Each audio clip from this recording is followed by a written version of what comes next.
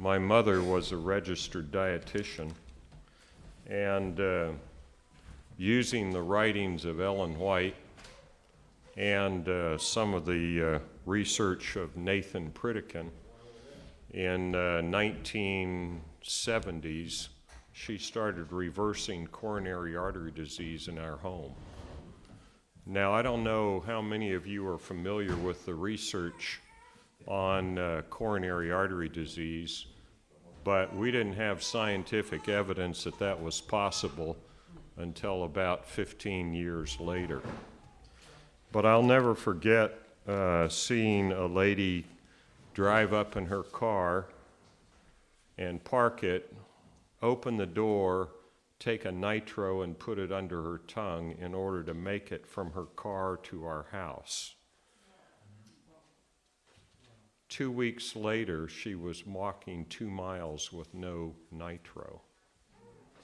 Now, that was before I went to medical school. In fact, in 1985, the first article came out on the possibility that by lowering cholesterol, you could slow coronary artery disease and maybe help prevent it, to say nothing of reversing it. And I remember sitting in the grand rounds in January of 1985, listening to the surgeons argue that it was absolutely impossible to reverse coronary artery disease because there were hard calcified plaques and there was no way that those were going to go away. And yet, before I went to medical school in 1978, my mother was reversing that disease in our home based on the writings of Ellen White. Now, I also remember the first few months in medical school. We had a few physicians, lecturers, who openly poked fun at some of the things that Ellen White had said. They said it just wasn't scientific. She was clearly off the mark. But you know, things have changed over the years. In 1982, I graduated from medical school, and those physicians were still poking fun at some of the things that she had said. But in 2006, the China study was published. Anyone know about the China study? Yeah. T. Colin Campbell published that book. And a few years later, he said the following, and I'm quoting, "I am convinced that almost 100% of what Ellen White has said on health is now fully supported by science. My only question is, why have her books been on the shelf for so long?" You know, the physicians that made the comments about Ellen White when I was in medical school are all dead now. But if they were alive, I think they might go back and read the Bible text that said, thinking themselves to be wise, they became fools. Mm-hmm. You're never wise when you question inspiration. I think that's really important. You know, there are a few things that Ellen White has said that people still question. One of them is in the area of coffee. Now, there is good evidence, as Tammy has pointed out to me recently, that coffee doesn't look quite as rosy as it once did. You see, part of the problem is our diets in America are so antioxidant deficient that if you drink coffee, which is a rich source of antioxidants, you do better than if you don't drink coffee. But no one's trialed it against KLT. They've just trialed it against the worst diet you can imagine. You know where the number one source of vegetables in the average American diet comes from? Ketchup. You are so right. ketchup. And if you're getting your antioxidants from ketchup, maybe a little coffee would help you out. But let's not trial that against something that's really rich in antioxidants and has no negative components. You know, if a non-Adventist goes on record in public saying, I am convinced that almost 100% of Ellen White's comments on health are now fully supported by science, what should we be saying? I would just caution you, be careful. The other thing that's interesting is we as Adventists often embrace what she says after it's been proven by science. And then we say, see, we knew this all along, but did we do it? Those writings have been given to us as a great blessing, a tremendous blessing. You know, Adventists live longer on average than others, right? About how much longer? 7 to 11 years, depending on how closely you follow what she said. One person mentioned to me that that's about how many Sabbaths there are in a lifetime, and there's maybe some truth in that. You get those days back in extended life, that's for sure. But her writings have been such a gift to us. And I just want to look at 3 topics. One of them I covered last year, and I want to cover it again just to remind you. And then 2 that you may already know about. The first is sugar. And, you know, have you ever been to an Adventist potluck? There's nothing on the sugar table, right?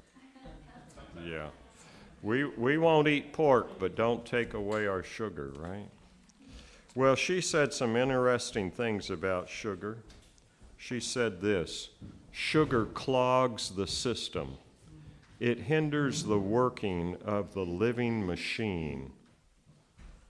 You know, if I were going to choose a phrase to describe the physiology of what happens, I couldn't choose a better one than sugar clogs the system. You couldn't make it any more precise than that. And I just want to show you how that works. I've already drawn a red blood cell on the board here, but let's just put some marks on it. A red blood cell is how big in diameter? Well, it's 7 to 8 microns, right? In diameter. And it has to flow through capillaries that are how big? 3 to 4 microns in diameter. How are you going to get that thing through there? You're going to squish it, right? Is that a design flaw? No, God doesn't do that, does he? What that does is it maximizes the surface contact between the capillary and the red blood cell to facilitate oxygen delivery, O2 delivery, and CO2 uptake. So it's a really neat design, but if you eat a nice candy bar or some, what do you like to eat? I don't know. We'll just say candy bar, and you push your blood sugar up. You do something to that red blood cell. It's called glycation, and it's non-enzymatic. That means it's dependent purely on the concentration of the sugar. And you glycate that. So that's a good word for you to remember, glycate, G-L-Y-C-A-T-E. Glycation is an interesting process. Since it's non-enzymatic, it is irreversible as well. Once you glycate that red blood cell, it's glycated for the rest of its life, for 3 months. And when you glycate it, it stiffens the hemoglobin in the red cell. And now how does that work when you come up to a 3 millimeter capillary? How do you get that red blood cell that's now stiff through there? You increase the pressure. Okay, ever heard of high blood pressure? And you thought it was all salt. It's sugar too. That's the other white powder, right? But that's not all that happens, because you also stiffen the membrane in the capillary, so it no longer dilates. And why do diabetics have impaired circulation?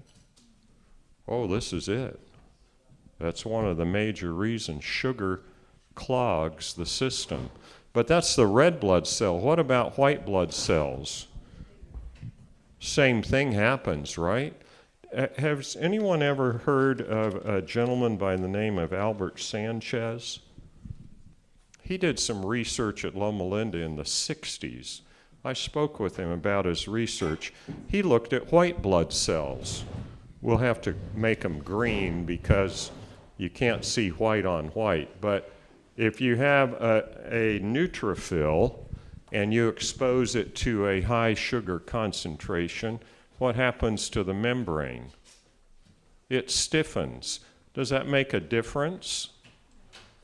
You bet it does, because the white blood cells that are going through the blood, the neutrophils, when they're stiff, they can't get out of the capillaries as well. They can't get through them as well. They can't get out of them as well. That's called diapedesis. That means to walk across. They can't walk across the capillaries to get out to where the infection is. And furthermore, when they get to the infection, how does a white blood cell, like a neutrophil, work with bacteria? Does it have a mouth? Does it eat it with its mouth? No, the membrane has to be fluid, and it flows around the bacteria, pulls them in, and then digests them. So if you've attached sugar to that white blood cell membrane and it's now stiff, how well is it going to do at eating bacteria and viruses? Not very well. In fact, Sanchez found that if you give someone the equivalent of a banana split, now no one here has ever had one of those, but you've heard of them. If you give someone the equivalent of a banana split, it stops the ability or impairs the ability of the neutrophils to phagocytize or eat bacteria and viral products for 7 to 8 hours. Well, that's not very long. It just happens to be the life of the neutrophil. They turn over about every 7 to 8 hours. But guess what? If you get exposed to an infection during that time, the white cells can't get there as fast. They can't diapedese. And when they do get there, they can't take care of the problem. It's like sending an infantryman out on the front lines but telling them you can't take your gun. Doesn't work too well, does it? So when you invite your friends over and they're not very good friends, just feed them a high sugar diet and expose them to some bacteria, and you'll get rid of them for quite a while. Have you ever heard of people getting, flus in the fall, late fall, and around Christmas time? Why do they do that? Because they eat Thanksgiving dinner and Christmas dinner. And there's another peak around Easter. Halloween. And Halloween, yeah. And this is why, and Ellen White said what? Sugar clogs the system. But I've just talked about blood flow. I could measure something other than hemoglobin A1C. The reason I measure that is because red blood cells turn over every 3 months. And that's kind of nice, because then I can see a diabetic every 3 months and charge them for it. I could measure their collagen A1C, but that only turns over about every how often? Year or 2 or 3. So I wouldn't make money doing that. But guess what? Sugar attached to collagen stiffens it. Have you ever heard of osteoporosis? Now, osteoporosis is caused by what? Is it lack of calcium in your bones? Well, that's what they tell you, isn't it, Zach? But does that make sense? Let's say I had a crystal vase in this hand and a plastic one in this hand. Which is denser, crystal or plastic? Crystal's denser, but if I drop them, which is going to break? Crystal. Oh, wait a minute. It's denser. Aren't dense bones good? Yeah, but flexible ones with a little give are better. But if you've glycated the collagen and stiffened it, you're going to be at much higher risk for a fracture if you hit the floor. Sugar affects your collagen in your bones, but also in your joints. Anybody ever had someone they knew, I know no one here has it, have osteoarthritis? Well, what causes that? Well, one of the causes is stiff cartilage from glycation. If you want to accelerate your arthritis, just up your sugar intake. It works very well. You'll deteriorate much more rapidly. And speaking of deterioration, what about cancer and sugar? Did you know that diabetics have double the risk of cancer? Why? Glycation, because you can glycate your DNA. And then when it untangles, or it's in a helical, when you undo that spiral, when you have cell division, if it's stiff, you're going to have more mutations, so more cancer. In fact, high sugar is one of the most common causes of aging. And Ellen White years ago said what? Sugar clogs the system. Not part of it, all of it.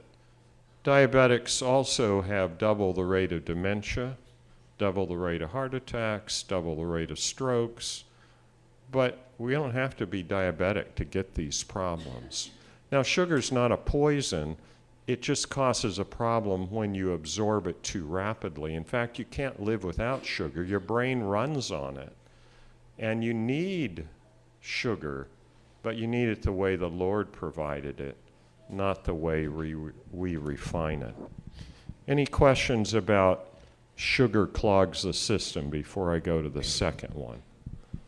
It's really pretty simple. Sugar clogs the system. It inhibits the working of the living machinery. And that's all of you. Question? Is there too much natural sugar that we can intake? Maybe too much fruit? No, you can't eat too much fruit. Just keep eating it. It's good. But if you take the fiber out of it and have it as juice, it'll push your blood sugar up or your triglycerides up just as fast as soda will. So, you eat those fruit juice sweetened jellies and jams, that'll push your sugar up just as fast almost as the regular jelly. Does that mean you should never have it? No, but you want to have it with a nut butter, which has fiber, and on a high fiber bread. And you might want to use something like apple butter, which isn't sweetened, or What about honeys or syrups? yeah, honeys or syrups. That's a great question. Put them on something high fiber. When we make waffles at home, I make them with whole grains and flax. And I put a fair amount of flax in there to up the fiber content to slow the sugar absorption.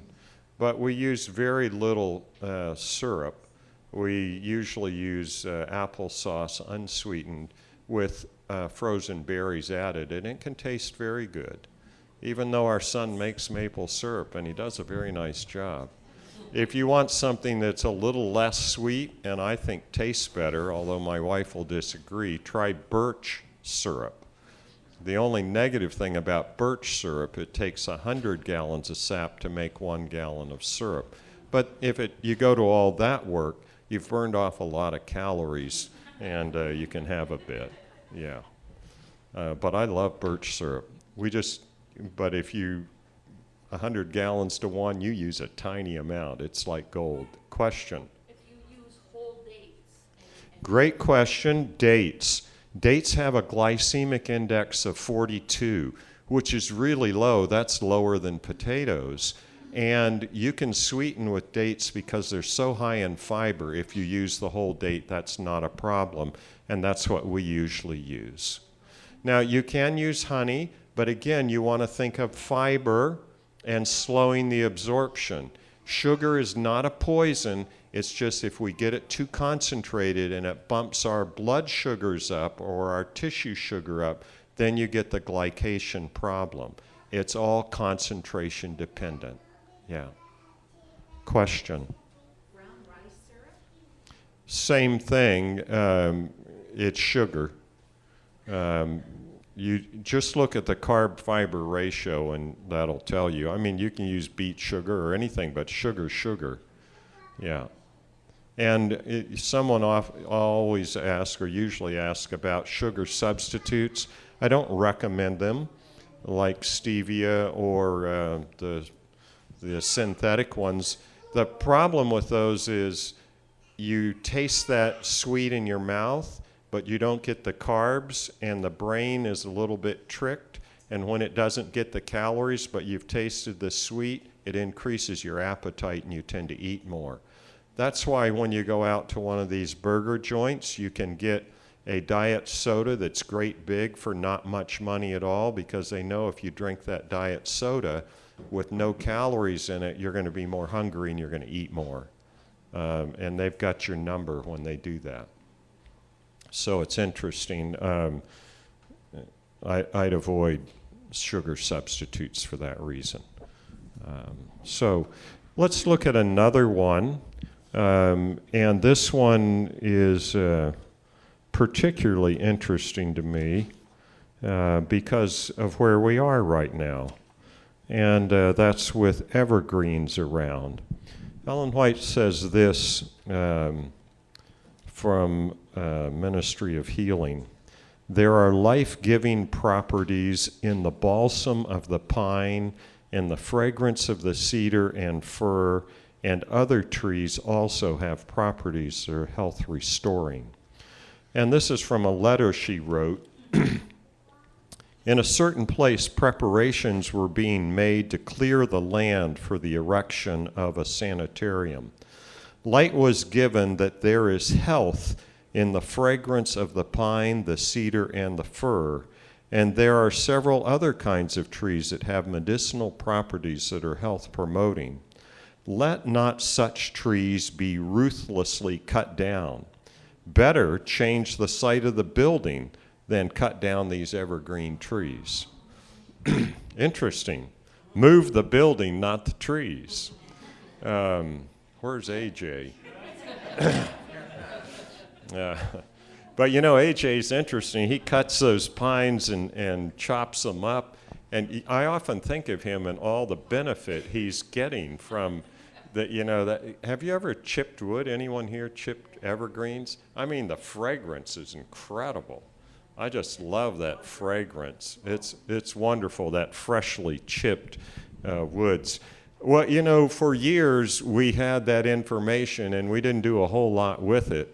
But in the last 20 years, there's been incredible interest in something they call forest bathing. Have you heard of forest bathing?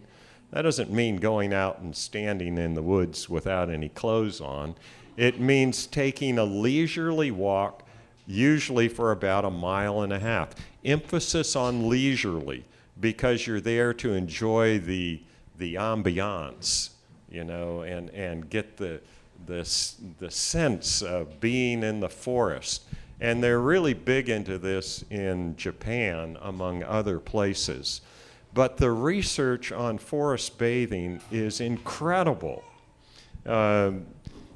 My wife and I, after reading some of the research during the COVID epidemic, decided to go cut some balsam fir boughs, that's like Christmas tree, and stuff them in a pillowcase and sleep with them. You say, what? you should read the data on what they do to the natural killer cells. Well, the natural killer cells are lymphocytes that are part of the immune system, the innate immune system that helps you fight new infections, infections that you've never been exposed to before. And the effect of forest bathing on NK, natural killer cells, is really remarkable. They did a study in Japan. It was by the University of Stanford in US and Osaka. They worked together on this. They had people go out and do their forest bathing, a leisurely 1.5-mile walk in the Hinoki cypress forest. And then they measured their NK cell activity. And it went up markedly, and it stayed up after 1.5-mile walk for about 30 days. And they thought, well, maybe it's the walk. So they had people walk in the city 1.5 miles, sort of leisurely. If you can walk leisurely in the city, I can't, but some people, I guess, can. No effect. Then they thought, well, maybe it's something in the fragrance of the tree. So they took essential oil of the Hinoki cypress, and they put people in a hotel room and spritzed it into the air while they slept. And sure enough, their NK cell activity improved.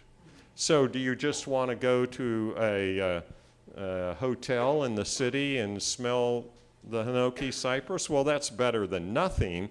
But there are other effects from walking in the woods, in the forest, that you don't get from a hotel, like a drop in your cortisol level and a drop in your adrenaline and noradrenaline levels. So those are the stress hormones. And when you walk in the woods, those goes down. When you sleep in a hotel, they don't go down.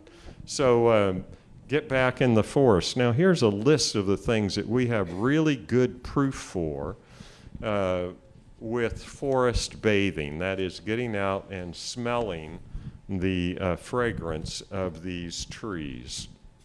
Forest bathing increases, as I've mentioned, natural killer cell activity. Not only their activity, but the number of the NK cells goes up as well. And it increases intracellular levels of anti-cancer proteins. That's nice. If you don't want to get cancer, just come to Camp Lawroweld and take a leisurely 1.5-mile walk. Or you could visit us, or you could go chip wood with AJ, you know? Just do it leisurely, which is sort of not possible. But here's another one. Forest bathing reduces blood pressure and heart rate. Just a leisurely walk. We're not talking aerobic fitness here. We're talking a leisurely walk in the woods, with the pines and the firs and the cypress or cedar. That will lower your blood pressure and your heart rate. I've mentioned this one already. Forest bathing reduces stress hormones, including urinary adrenaline and noradrenaline, and salivary and serum cortisol levels. Nice. You feel stressed? Take a walk in the woods where you have some evergreen trees. Here's another one. Forest bathing increases the activity of the parasympathetic nerves and reduces the activity of the sympathetic nerves, balancing the autonomic nervous system. Well, what do the sympathetic nerves do? I can easily turn your sympathetic system on, just really easily. All I have to do is have someone come in here and pull a gun and shoot me and then say, "You're next, but before I kill you all, I want to measure your sympathetic nervous system activity." Okay? That's what the sympathetic nervous system does. It's called fight or flight, right? Well, you don't want that out of balance. You want it there if you have to run, but otherwise you want it relaxed. And this parasympathetic lowers your blood pressure, lowers your pulse, It's what goes up when you're sitting with your feet up next to a nice warm fire in your home and you've just had a good meal and you're there with your loving family. Now the parasympathetic system's firing. And we'd all like that one to predominate, and a walk in the forest will do that for you. Forest bathing also improves sleep. I heard Josiah this morning say that he slept much better last night than he did the first night. Why? Because he's been smelling the evergreens. That's certainly one of the reasons. Anytime you're having trouble sleeping, take a nice walk in the evergreens. It'll really help. Forest bathing increases the levels of serum adiponectin and DHEA, so balances your hormones out as well. It increases it improves your mood. It's been shown to reduce the scores for anxiety, depression, anger, fatigue, and confusion. Now, I don't think they've tested it yet, but I would really like to see if someone would do some testing with dementia, because confusion scores go way down if you take a leisurely walk in the woods. Maybe that's a new cure for dementia, I'm not sure. It also increases the score for vigor. Anybody want a higher vigor score? A leisurely 1.5 mile walk. And reduces depression. Forest bathing also has been shown to have a preventive effect on COVID-19 and other infections as well. How many of you want to go take a walk now? Yeah, it'd be nice, wouldn't it? All of those benefits, I mean, that's incredible. And Ellen White said it in these simple words. There are life-giving properties in the balsam of the pine, in the fragrance of the cedar and the fir. And other trees also have properties that are health-restoring. I would just encourage you to think about that. Such a simple statement. And yet all of those things that are mentioned, blood pressure, your heart rate comes down, your risk for heart attack goes down, your risk for cancer goes down, depression lessens, stress goes down. And that's not pounding the pavement. That's not out at a gym. That's a leisurely walk in the woods. Isn't that like our Creator to do something like that? Now imagine if you took a leisurely walk in the woods and you praised the Lord for his gifts. Amen. Then you'd really get benefit, wouldn't you? Because Ellen White talks about the benefits to us of praising the Lord. So, maybe we should start a new program for health where we just invite our friends over to take a leisurely 1.5 mile walk in the woods, and on our way we say, well, to improve our health, you have to join us praising the Lord. And I think we'd have some health benefits that would be just phenomenal if we did that. And why not? Maybe we should start that, Lynn, because we have lots of evergreens where we live, pines and fir and spruce, although she doesn't mention spruce, and some spruce don't really have a great fragrance, but the firs certainly do. All right, one more. So we've done sugar clogs the system. We've done one on the living properties, the life-giving properties in the evergreens, and then sunlight. I'd like to talk just briefly about sunlight. There's a lot of interesting information on sunlight. For years, we thought that sunlight and its benefit was mostly from vitamin D, right? And you don't need that sunlight because you can just take a pill, right? No? I can't just take a vitamin D pill and get it? Well, part of the problem is when you take vitamin D, And by the way, is vitamin D a vitamin? What is it? It's a hormone. How many of you would like to take more hormones than you need?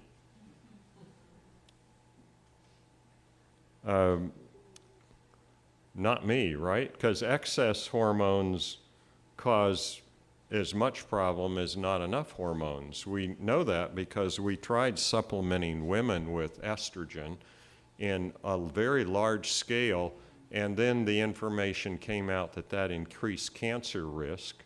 And we noted that within 1 year of stopping that practice, breast cancer rates fell precipitously. So you don't want to do excess hormones. You want to do it just right. And you can't get too much vitamin D from the sun. The body will stop making it if you've got adequate levels. In this northern climate that we live in, we don't get vitamin D from the sun between November and February, so supplementation does make a lot of sense during those months. But there are other things you don't get from a pill that you do get from the sun, like photoisomers of D. Those are similar molecules to D that you don't get if you take a pill.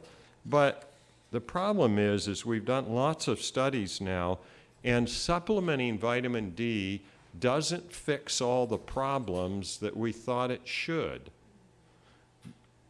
There are a lot of diseases associated with low vitamin D levels, and you'd think, well, they'd all go away if you supplemented it. But we found that that's not true. Some get better, but some don't. And so you ask yourself, well, maybe vitamin D is a marker for sun exposure, and what we really need is more sun. A classic example of that is our COVID epidemic. Initially, we thought if we just supplement vitamin D, we'd be much more resistant to COVID, but that wasn't the case. What we found is lack of sunshine raised our risk for infection. There's something else besides ultraviolet light and sunshine, right? What else is there?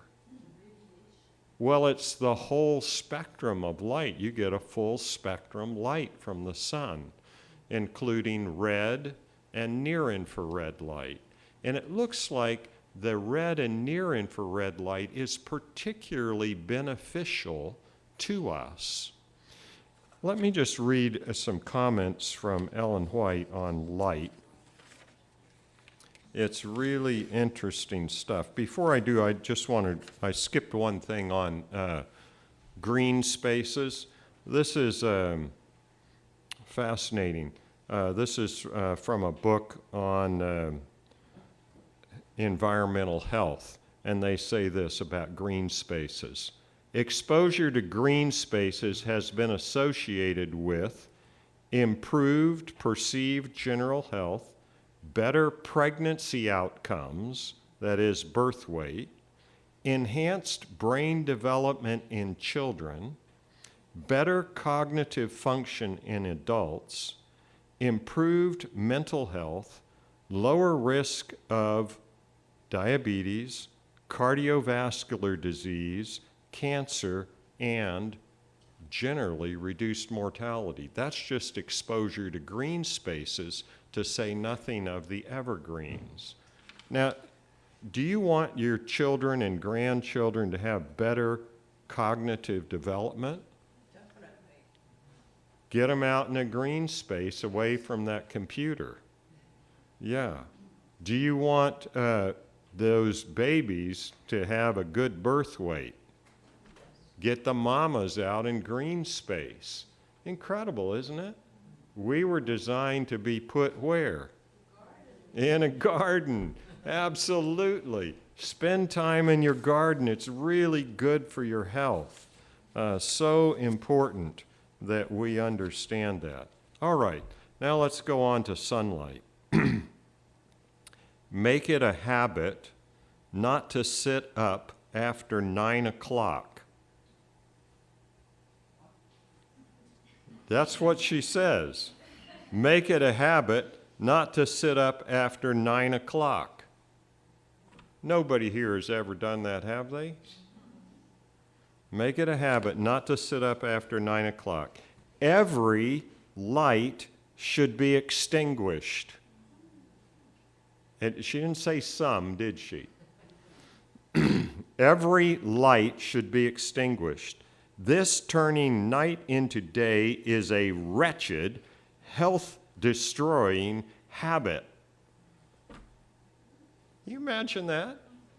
This turning of night into day is a wretched, health-destroying habit.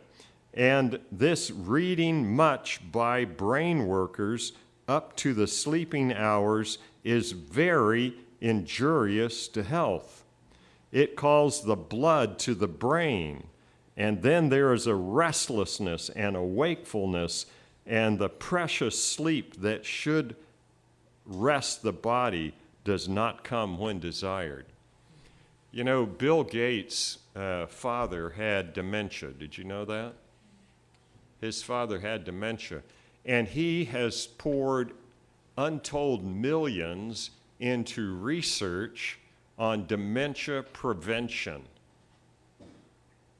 He has a vested interest in that. And you know what his conclusion is?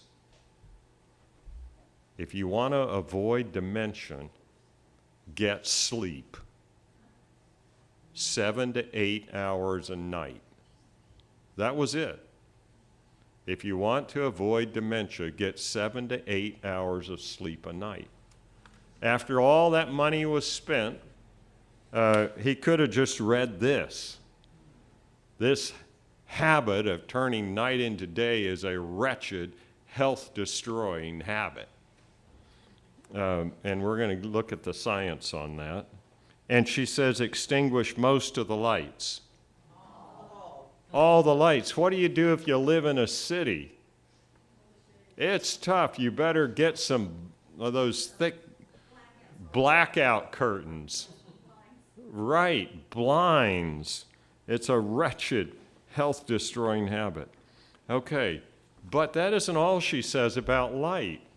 Listen to this. The sun is the Lord's doctor.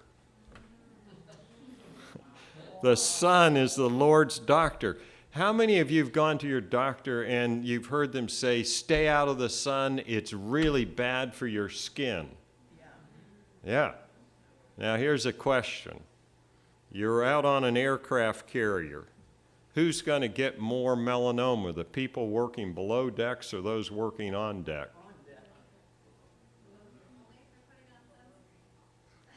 Huh. The ones that work below deck get more melanoma than those that work on deck. We'll come back to that. All right. The sun is the Lord's doctor.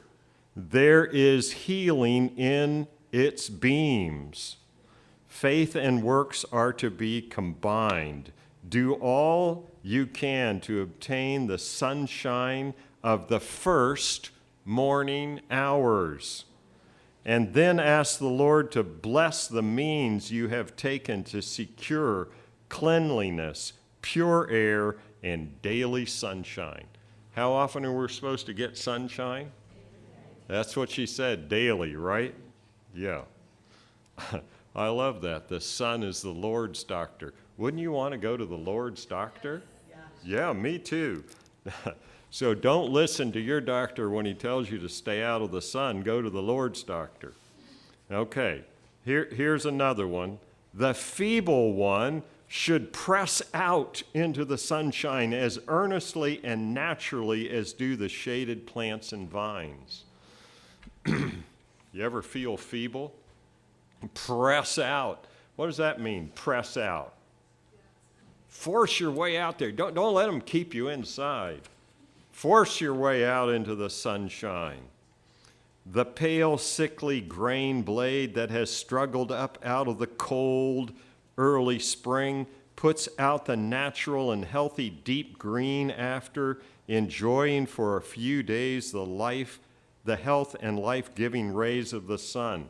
Go out into the light and warmth of the glorious sun, you pale, sickly ones, and share with the vegetation its life-giving, health-dealing power.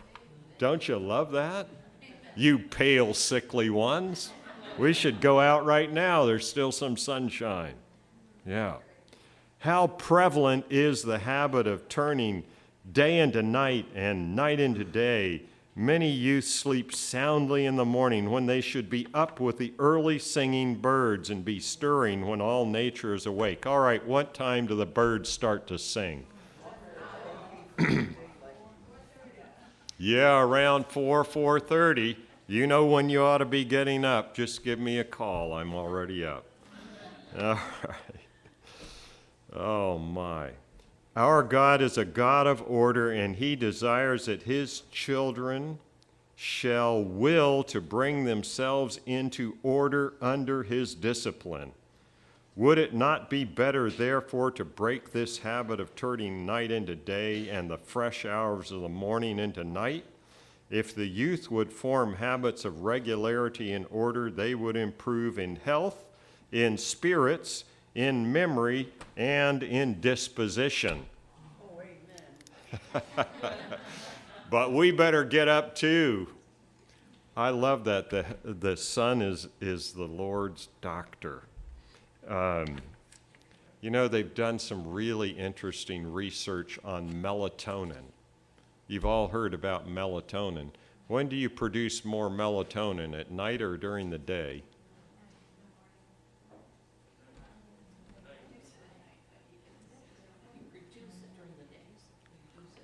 Uh-huh.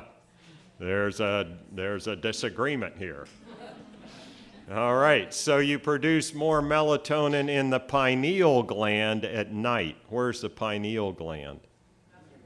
That's up in the brain. What is melatonin for? They say it puts you to sleep. Well, you produce more during the day than you do at night. How's it put you to sleep? Maybe it wakes you up. What does it do? Melatonin is one of the most potent antioxidants in the body.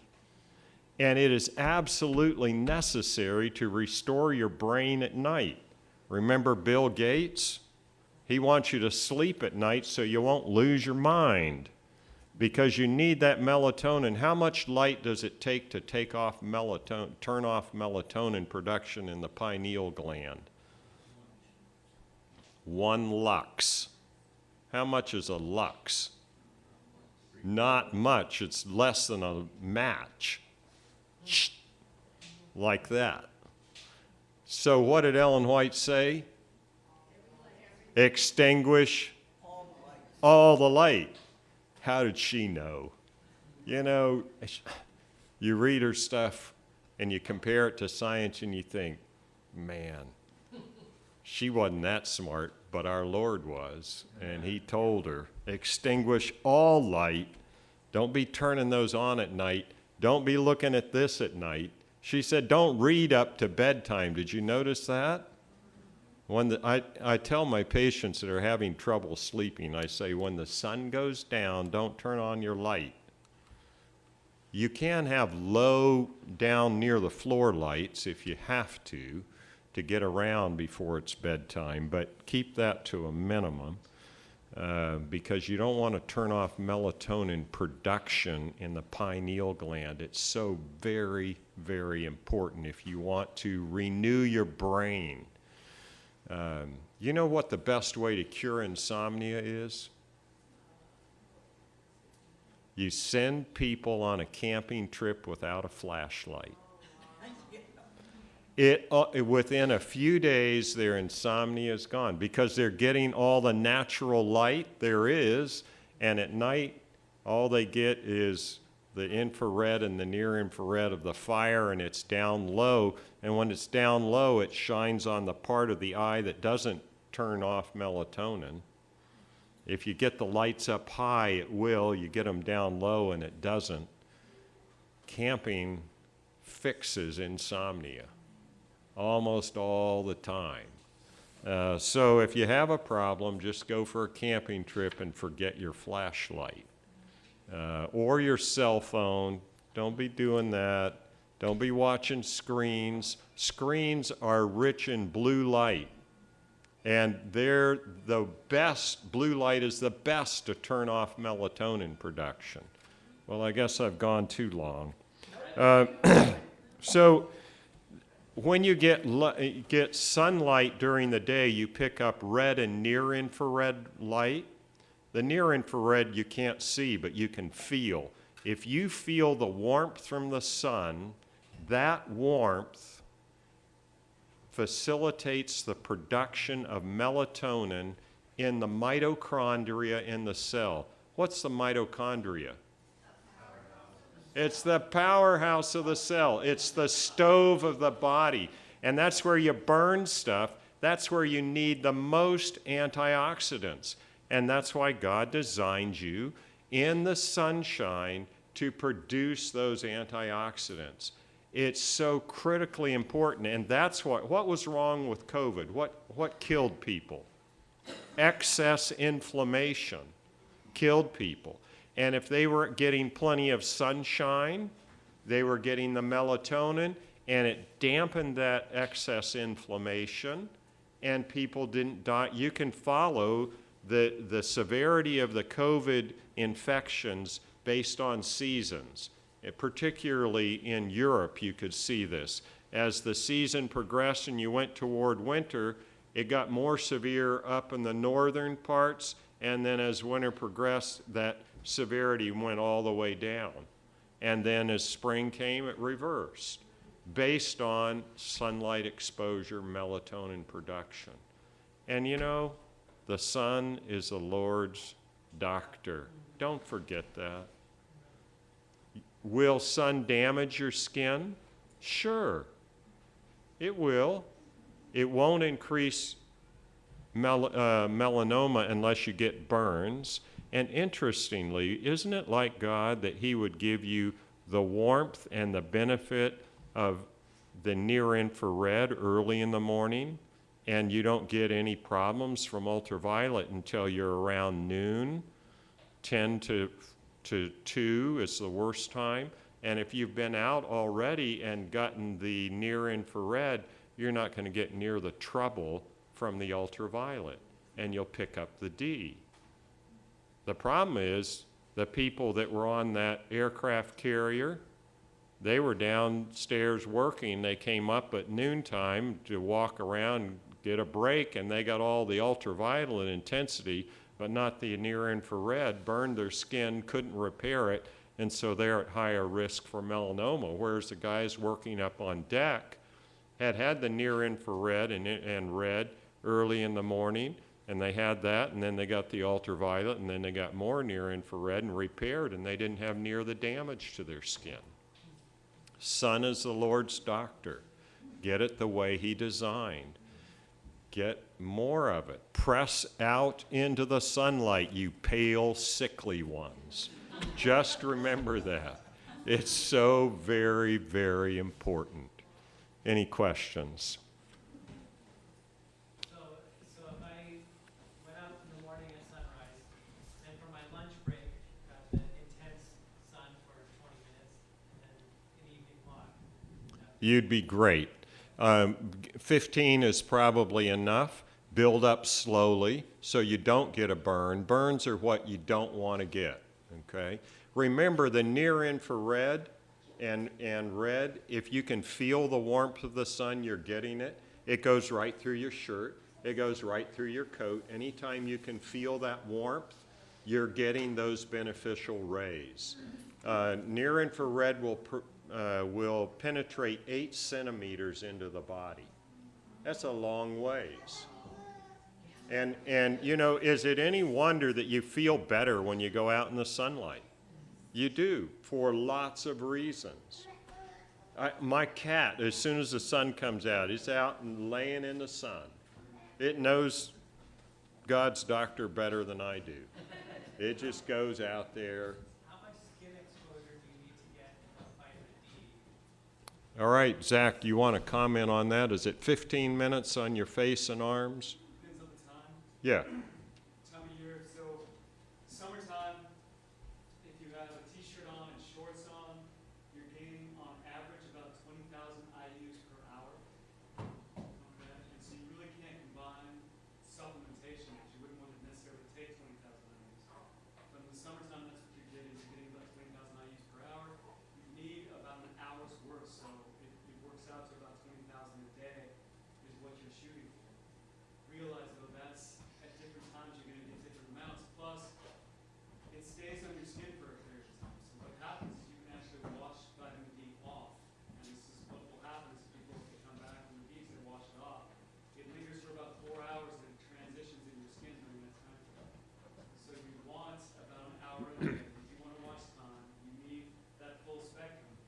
And that's just hard to duplicate. In the winter, it's very difficult. You still get a minuscule amount of it here, but you get the near infrared still in the wintertime. So that's beneficial. Yeah, always get sun whenever you can. If you can feel the warmth of the sun, it's going to benefit you. No question about it. All right. Question. Is listening to audio as hard on the brain as reading, say, in the evening? I don't think that it affects melatonin. Audio doesn't. But I think generally some downtime for our brains is a good thing. You know, it's interesting. Before the invention of the electric light bulb, the average American slept 10 hours a night. By 1950, the average American was sleeping 8 hours a night, and today the average American sleeps between 5.5 and 6.5 hours a night. Not very healthy. They're not getting out into the Lord's doctor. Yeah. If you visit the Lord's doctor, you won't need me as much, that's for sure. Well, let's close with prayer. Our Father, help us to trust the writings of Ellen White, which you've so graciously given us. Help us to read them carefully and thoughtfully and benefit from them like you've intended. Help us to trust you with every part of our lives, that we may be fully alive. In Jesus' name we pray. Amen.